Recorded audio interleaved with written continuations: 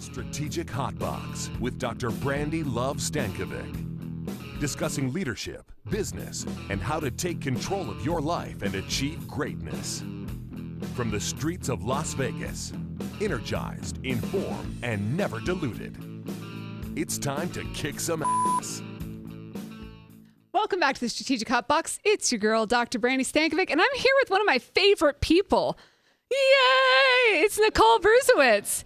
And she's joining us here to talk a little bit about bounce forward and how we can be more resilient. And we're going to dig into that. Thank you so much for being here. I'm so excited. I'm so excited it's too. Be good. Let me set it up here now. As you know, on the Strategic Hotbox, we learn, we love, and we kick ass. So in the learning, we get to new ideas, strategies from people that are experts in the field. We talk to people like Nicole, and then talk about the love component of it, how we can build relationships, be better for our own development, our own selves, and then, of course, kick ass and leaving you with some tools that you can start implementing today. When it comes to leadership, we've talked about adversity or disaster recovery and even unexpected change that comes around our way. And one thing that has been a theme, or that's been in common of all the guests and different conversations we've had around that, is this ability to be resilient. Those individuals who have been through things, have been through it, and bounce from it, right? And so instead of maybe bouncing back, they're bouncing forward. And how can their life continue to get better and improve after the fact? Or it's a new normal. And our guest today is an event planning ninja, I think is almost fair to say. I love it. That alone has created a strong ability to deal with change and adversity. But she also has some interesting background in physical, mental, and spiritual wellness that she'll talk to us about. And resiliency and its core meaning from my perspective is how we recover. It's like our toughness. Is a person perseverant? Are they tolerant of certain things? And I think some of that comes with emotional intelligence. Some of that comes with experience. Adrian Locke says that resilience is the ability to bounce back or be bulletproof. And there's something to that. If you think about kids, like if you think about your kids or kids in your life or when you were a child, and a 4-year-old might be just running like crazy in the house. My children run in the house like crazy when they shouldn't be. But or they're running on the playground, and their lack of overall body awareness or coordination maybe ends up having where they just eat shit, right? They just fall down, skid, head first, and then they get up, and the first thing they do is look around to see if mommy's around or anybody saw or whatever. But if not, typically they'll just bounce back and continue on running, right? And so it's like a resilience in its rawest form, or it's unadulterated in a sense. And it probably hurt the child and probably even bad, but there was no one around to make it a disaster. And they're already focused on what they were doing to begin with or what's next. And the focus really is on where they were going to begin with. But yet the focus would be, if I was there like, oh, are you okay? Then its focus is on, getting some love from mommy or something to that effect. And I think resilience then is about getting back up, brushing your shoulders off, failing faster. But how do we become more resilient as leaders without having to go through places of tragedy? And a lot of times there is, especially in today's environment, like I cannot believe we're already into the year the way that we are, that we have to really focus on some self-renewal strategies. So when we are faced with hardship, we have the capacity to deal with it without having to completely boil over. And I also think that there's a sense of watching the words, watch your mouth, watch the words that come out of our mouths, because we can impact the emotion of a situation or an environment just by the dramatic language that we use. And everybody has a different relationship with words and language to begin with. And so I can make something a bigger deal just by the emotional drama of my diction. And Sheryl Sandberg, I feel like, says it really well as we transition here to talk to Nicole. And she says the most important thing that she's learned is that we're not born with a certain amount of resilience. It's a muscle and we need to build it. And she said that, of course, the graduating class of Virginia Tech. And I love that. Resilience is not something that you just can just do, and it's a natural, innate human characteristic. It is something that we have to learn to be better at. And let's be honest, a hangover is a lot harder to deal with when you're young, right? Although there's like a pendulum swing in that. But after a while, there is a tolerance, there is a bulletproofness that comes through, not only with drinking, but with all things that we do as leaders. So let me introduce you formally to Nicole Brusewitz, a friend, a world changer, and really a resiliency champion. So you are the Vice President of Education and Events at Mountain West Credit Union Association. Came to us today all the way from Colorado. Thank you for making that trip. Yeah, yes. Thank you. And you began your career, which is really interesting, as an educator and consultant focusing on that physical, mental, spiritual wellness. And that's those studies as faculties really from John F. Kennedy University. And then you also were the executive director at Health in Common. So there's a lot of experience there on the other side of things as well. You're a founding member and co-leader, beautiful bottle here for those that are watching, of the Colorado Sister Society for the Global Women's Leadership Network. You're a board member for Boulder chapter of Elevate. And then you've won a lot of awards too, some pioneering awards, whether it's a Canadian rock star or the emerging leader for global women's. And then was an interesting learning for me of your background, that you have your bachelor's in business administration, master's in holistic health education. And maybe this is how we get to hear some of the application of that. And of course, a DE, hello, and a certified meeting professional. So do you have quite the background in everything that we're going to talk about today? What can we learn, right off the bat from you? What's made you the leader that you are today? Well, first off, thank you so much, Brandi, for having me. I love being here and being able to support the work of Strategic Hotbox. So thank you. Huge shout out to you and the whole team. I think for me, I spend so much time today in the field of financial wellness. But when I rewind a little bit earlier in my career, I was in my early 20s. Finishing up my degree in business administration, and I was managing a retail clothing store. And out of the blue one day, someone from corporate came. No one from corporate ever came, right? And said, so we've decided we're going to close down some of the stores, and yours is one of them. And so we need you to tell the whole team that they no longer have a job. But before you all leave, make sure you spend the next 3 weeks packing up the store and finishing up for naturally, us, right? Yeah. Clean up this mess. Clean up and then go along your way. And being in my early 20s, I wasn't prepared for that. Yeah, no doubt. And I wasn't prepared to let other people down because that's how it felt for me at that time. And so I spent a little time doing some soul searching. And as a part of that, I realized that the bachelor's in business administration was the responsible choice early on when I was 18. But what I really wanted to do was something that I was super passionate about. Yeah. And so that's what led me to pursue a degree in holistic health education.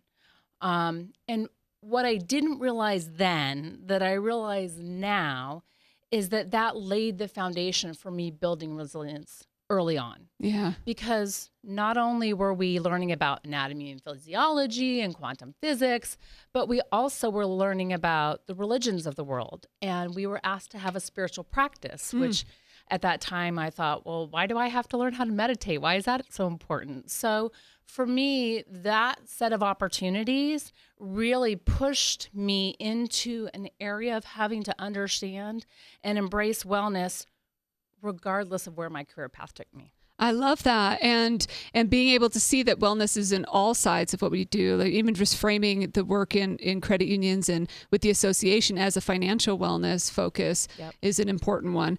What does resilience mean to you then? Yeah.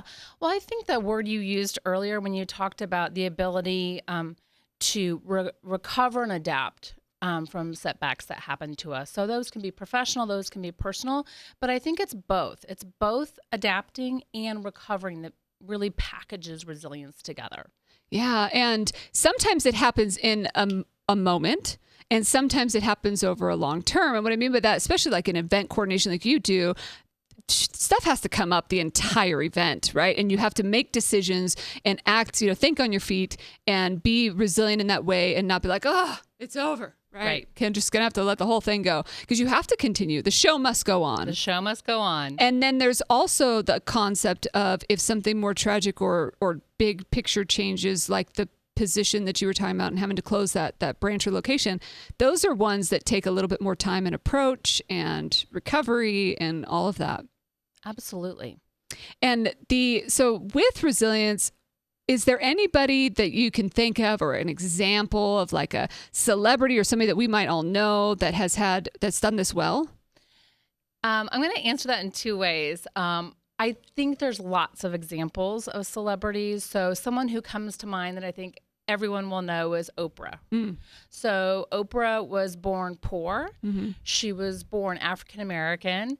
And when she entered the field that she chose, she was told that she didn't weigh the right amount, that she wasn't pretty enough, and that she really should go pursue another career. Mm-hmm. So she wasn't enough like Barbara Walters to be in the industry that she chose, and she very much persevered. She also had a lot of personal issues in her life growing up in terms of not just poverty, but also sexual abuse.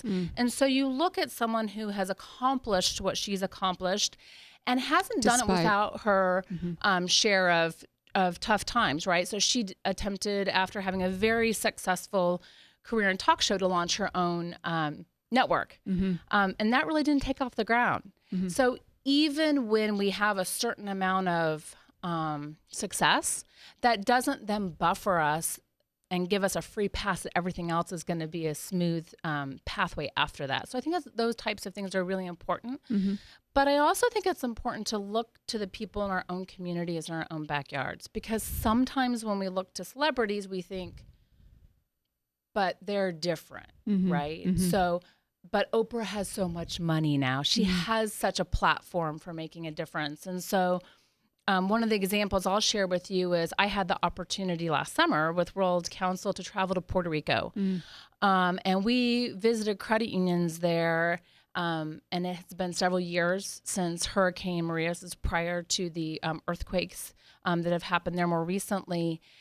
And I saw so many examples of resilience from people who were not of high money, high stature.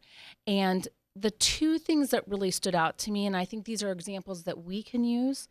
One is there's that immediate need when we're looking at implementing resiliency. So an earthquake happens and there's no power. Yeah, triage or the triage.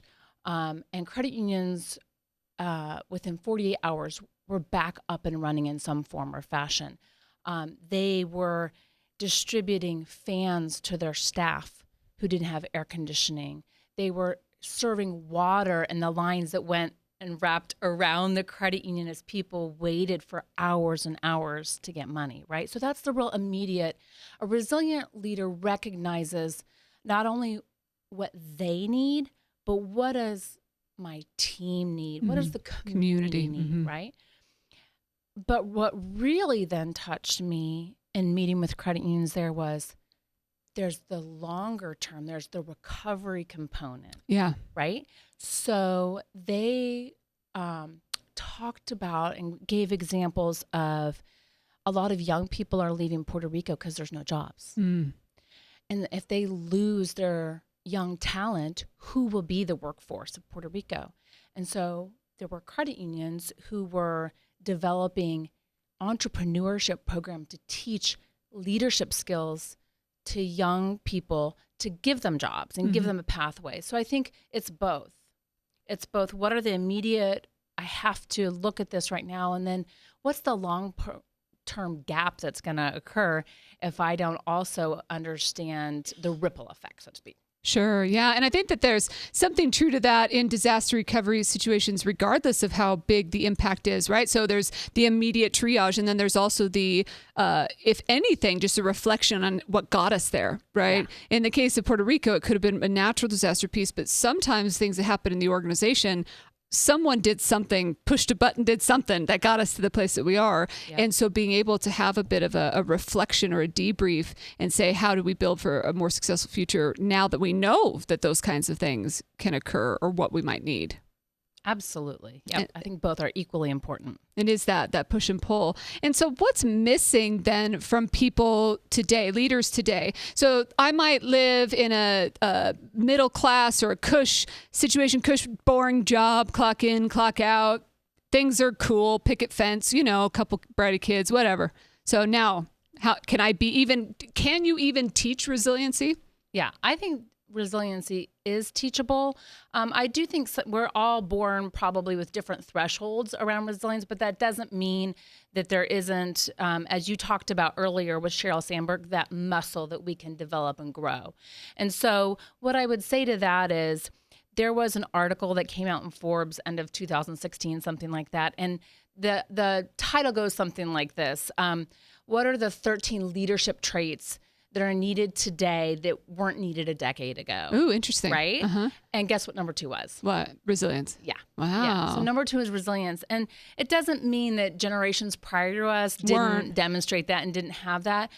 But what it was probably more innate, to be honest, 10 years ago, 20, 30, 100 years ago. Yeah. And now it's less so. I don't know. Just an idea. Yeah, it would be interesting to understand kind of what the root of all of that is. Mm-hmm. What I think that really speaks to is the importance of, if we began our leadership training, development, skill set 15, 20, 25 years ago, we may not have focused on resilience. Mm-hmm. We may have focused on other leadership traits to build up. And so it's a little bit about modernizing and being fresh in our leadership approach and recognizing what do we need today that maybe we didn't add to that toolkit a while back. Mm-hmm. Or if I'm younger, here, maybe someone in my organization is saying I need to do these things, but make sure you bring that one in too. Yeah. Yeah, no, I absolutely love this because I work so much with young professionals, and my common that when someone asks what's the one thing that a young person needs to work on, it's always emotional intelligence. Absolutely. And resilience and resiliency really plays into that pretty significantly, in the fact that it is, in fact, that it's the emotional reaction to a situation and being able to calmly get through to handle in crisis, whatever that crisis is.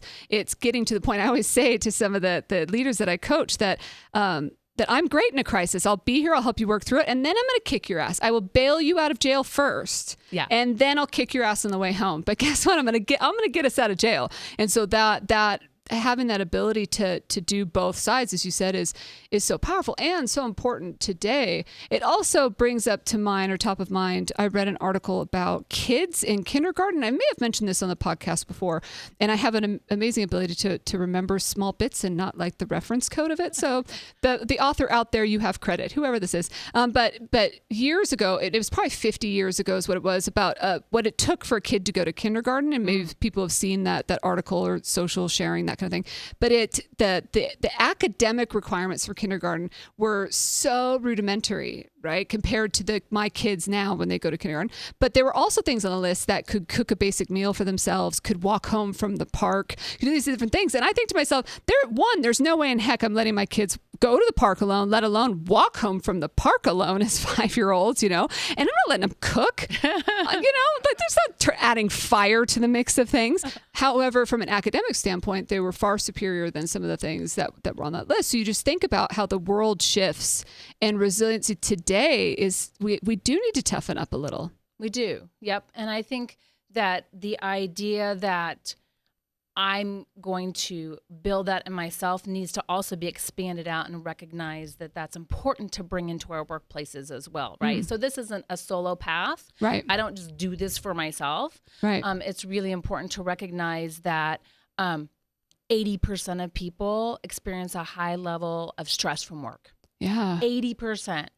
And I read this really, I don't know, I think this is funny. It's not a funny statistic, but 14% of people, according to the American Institute of Stress, felt like slapping one of their coworkers, but didn't in the last year, right? And you hear that, only and you're 14? Like, 14? So, it's one of those where you think, well, that's just silliness. But imagine if you have an organization of 50 people, do you know who the 7 people are who are suffering to that degree. I mean, I know it sounds crazy, if we're talking about the people that want to slap me, I think I've got a pretty good idea who those 7 people are that want to slap me. We don't have to go there. She said it didn't happen, right? It didn't happen. They just thought about it. But I do think that what that is important as a reminder is, as leaders, we can't just work on resiliency for ourselves. We have got to be looking at who else do we need to be supporting along the way. I love that. And with my team, we try to do some worst case scenario planning, and we have like a values group together that we talk through some of those things, because that is life. Nothing ever goes to plan. Come on. Nothing ever happens the way that we beautifully script out. No matter how good we are at our jobs, things always come up. And the people that are the most amazing, the people that are the most powerful, the best leaders are the ones that in the moment or whatever can handle themselves and can get us to goal regardless of the different things that are thrown their way. Absolutely. And so from a spiritual perspective, then what do we do in regards to, so if we take it back to the wellness piece of it, why is resiliency important for wellness? Yeah. What I believe is that many of the practices that we call our spiritual practice are the actual greatest tools for building resilience. So people who practice meditation, prayer, or if you don't like the word prayer, contemplation, practicing gratitude, and something that credit unions are really good at, and that is service and service to others. Those building blocks and those foundations deepen our reservoir so that when we hit those tough times, we have more to tap into. And so I really like to think of that spiritual practice as being the piece that helps catch us. But it's not something that we can just do in the moment when we're in greatest need, right? So building that muscle, building that practice, and developing that along the way. I was thinking to myself that one of the innate things of the human body is physically health can be very resilient. I mean, in your body, we all put our body through a lot of junk, whether that's stuff we feed, stuff we interact with, just the physical world. And we abuse ourselves essentially for, 100 years or 50 years and then go, oh man, we shouldn't have done all that abuse when we were younger. And now how do we slow the process? But in that, then we as human beings sometimes will rely on that, in the fact that we'll get through it. And so we work ourselves to sickness, or we get ourselves to a stressful place where then there's physical repercussions from it. Yep. And I love the idea of creating a balance before, like fixing the roof before it rains, right? Creating that reservoir before you need it, because when you do, you'll already be to a place of being tapped out. And we do really see that the physical repercussions of some of the more emotional or spiritual strain. Yep. And they're all interconnected, right? So this idea that when we push ourselves physically, that it doesn't impact our decision-making ability and our mental strength is false, right? So we know they're all interconnected. So the more we can bolster those different areas, the more we're supporting ourselves. Yeah. I set a goal, so you can be my accountability partner here in 2020. I set a goal to meditate and drink more water. Neither are going very well. I'm going to be really open to everybody's listening and watching. But it is something that I recognize as important. That's step one, right? Is awareness that it's important. So I urge you to be my accountability partner and ask me how that's going, if you're up for that, because it is difficult. Sometimes, one, making it where we're taking care of us first. That's hard for a lot of high-performing, functioning leaders. And two, for me, pausing long enough to say, okay, this is a moment of meditation. This is a moment for me without immediately trying to act. And that's the power in it. Yep. Well, you definitely have, I'm on your side for the accountability component. And in the meantime, there's this great book. I don't know if you've heard of it, called Atomic Habits. Ooh. Yeah. Oh, thank you. Atomic Habits. Atomic Habits, it's great. And because you probably don't think about, am I going to brush my teeth today, right? No, not. You do it. Right? I did. I did. Right. I did. We're good. We're good. It just happens. Yeah. Or it just happens. So I love that book because it gives some great strategies for when we want to build a habit, of ways to make it more part of our daily. Ingrained. Not the choice, but make it part of the daily. So I love that. Okay, so do you have any funny stories or craziness that you've learned in this pathway? Well, yes, although I have to say, there's so many that are probably best reserved for off tape. But we gotta hear those. I know, right? But one that's kind of funny for me is when I think about, and this is probably going to go a totally different direction than what we might be planning is, but when you're building resilience or when you're building the drink water and meditate habit, sometimes not everyone else is on board with us, right? Yeah. So this assumption that just because I'm going to choose to move forward in that direction doesn't mean other people are there too. And so a number of years ago, I was on a team and we did a ton of traveling. So we traveled all up and down the state of California, and we were working to improve the quality of care in nursing homes. And we just worked these really long days, and every night we would have dinner together and we would debrief what went well, where do we need to improve our training. And the team loved to give me a hard time about being a vegetarian. I've been a vegetarian since high school. And that's just one of my ways to help eat a little bit cleaner and kind of help on the physical side. And so after months of enduring the teasing, I finally decided that I wanted to put the team on notice that there's time to let that one go. So I went to the restaurant ahead of time and worked with them, and we came up with a custom menu that they printed out and delivered to the whole team that night. And every single entree was vegetarian. Was eggplant. Not only was it vegetarian.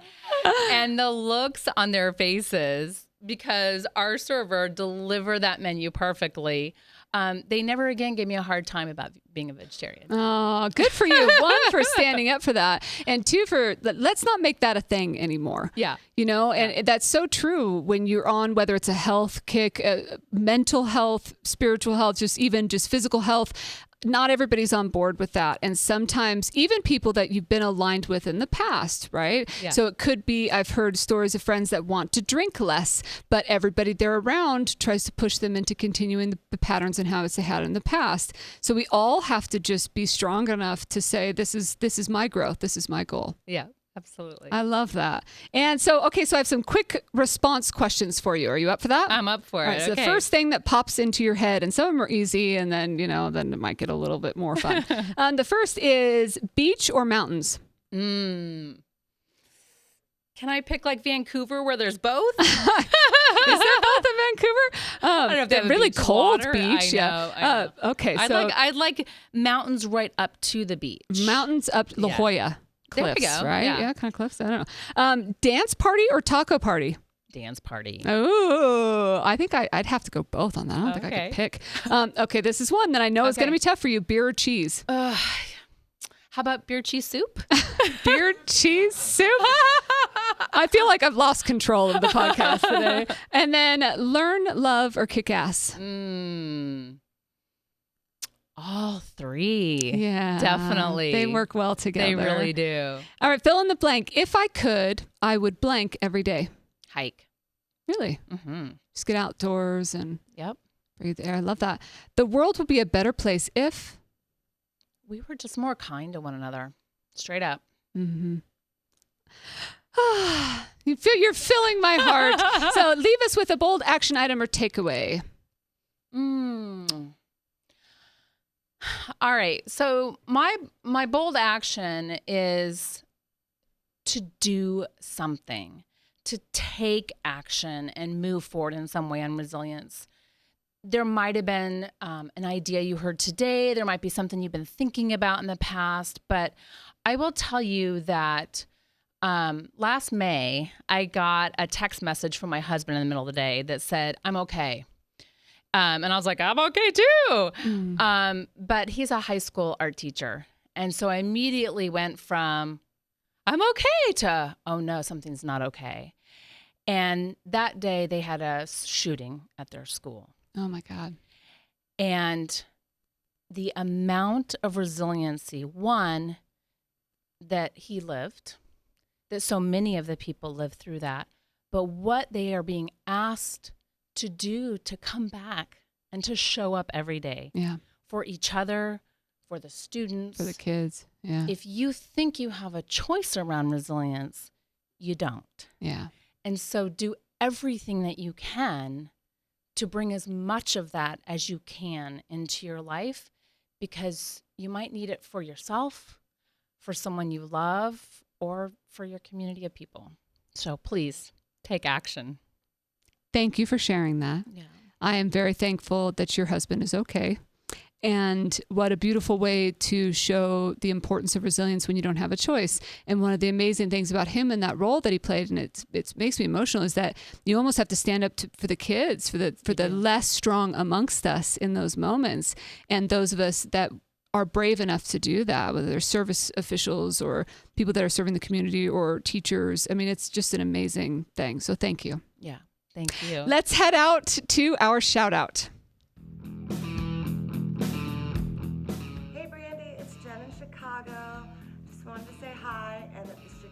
Hotbox is perfect for my yoga classes. Learn, love, and gently kick some ass. Namaste. Thank you to Jen for helping us gently kick some ass today and to wrap up a beautiful conversation with Nicole. We appreciate that so much. I'm going to give you some top 3 really quick to bring it back together, to build on what Nicole just shared for us. The first is, in order to be more resilient, we want to, 1, recover quickly. So think on your feet, move as fast as you can, triage, understand what's happening in the moment, be aware, and then move forward, take it to that next level. Second, I talked about from a young professional standpoint, manage our emotions in that uncertainty. They recognize that our impact on words, the impact of others, what's best for the greater good or for the community. And number 3, to bounce forward. It's that long-term impact that Nicole started us with today. It's not just the immediate and recovering quickly. It's also what's going to happen here in the future. Thank you so much for being a part of this in the Hotbox today. If somebody wanted to get a hold of you, how do they do that? Well, you can find me on LinkedIn. So as long as you can spell my last name, I'm easy to find. And thank you so much. It was a blast hanging out with you today, Brandi. It was really, really good. To all of us and our listeners, thank you so much for being here. Until I see you again, get out there and kick some ass.